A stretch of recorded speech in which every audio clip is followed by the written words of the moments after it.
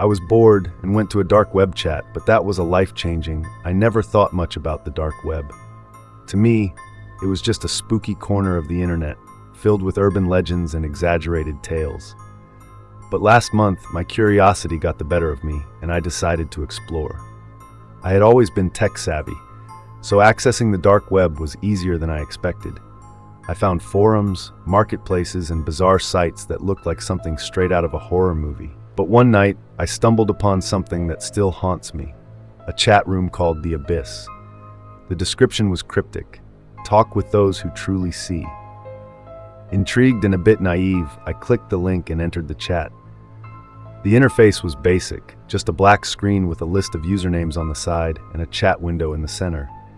The usernames were strange: Ebon Shade, Soulseeker, Whispering Void, and they immediately started messaging me. Welcome, new traveler. What do you seek?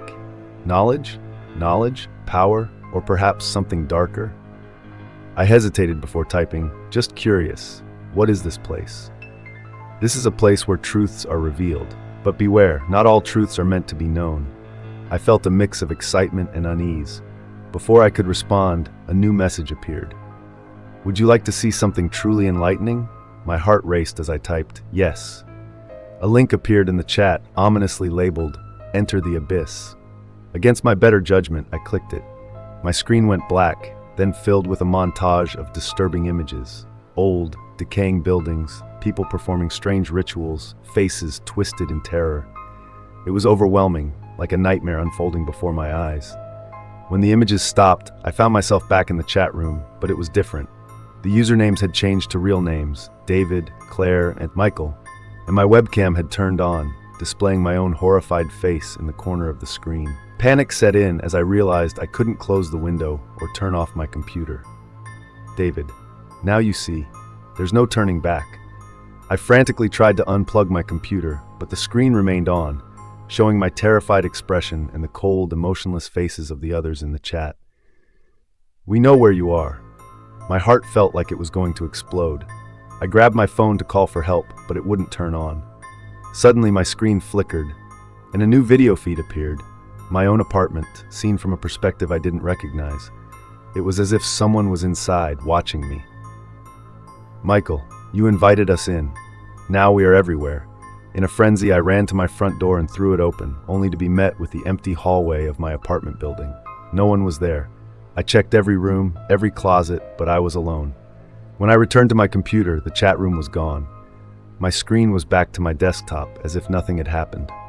But I knew better. My phone buzzed, and I saw a notification for a new email from an unknown sender. Subject: Welcome to the Abyss. Body: We are always watching. I haven't been the same since that night. I moved to a new city, changed my name, even got a new job, but the feeling of being watched never leaves me. Sometimes, I'll catch a glimpse of a shadow in the corner of my eye, or hear a whisper when I'm alone. One night, about a week after I moved, I woke up to the sound of my computer booting up. I had left it off, but there it was, the screen glowing in the darkness. The chat room was back, but now the names were different. John, Emily, Sarah, all people I had known in my life, all who had passed away. I got random messages. Why did you leave us? Emily, you can never escape. Sarah, we are part of you now. I unplugged the computer, but the screen stayed on, showing their faces, twisted in agony and anger. I screamed and threw the computer out of my window, watching it shatter on the pavement below. The screen finally went dark, but the terror remained. I replaced my computer, thinking it would end the nightmare. But then the texts started. Unknown numbers, always the same message: we are watching. I don't know how much longer I can keep this up. I see them everywhere now, in reflections, in crowds, in my dreams. If you ever find a chat room on the dark web called The Abyss, don't enter it. Some doors, once opened, can never be closed. One evening, as I was walking home from work, I felt someone watching me. I turned around, but no one was there. I hurried to my apartment. When I entered, my phone buzzed. Another unknown number. Text: We are here. The lights flickered and the temperature dropped. My breath came out in visible puffs. I grabbed a knife from the kitchen, my hands trembling. As I backed into the living room, the shadows seemed to move, coalesce, forming shapes that were almost human. I don't know if it was a hallucination or something worse, but I heard their voices, whispering my name, promising I would never be alone again. I dropped the knife and ran to my bedroom, locking the door behind me. The whispers grew louder, more insistent. I decided to document my experience to warn others.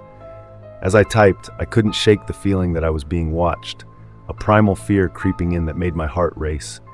I glanced over my shoulder, half expecting to see something lurking in the dark. The whispers were too loud now. I can't think. They're here, with me, in the room. If you ever find this post, heed my warning. Do not go looking for the abyss. It will find you, and once it does, there is no escape. That's the end of the story. Don't forget to subscribe for more Reddit horror tales.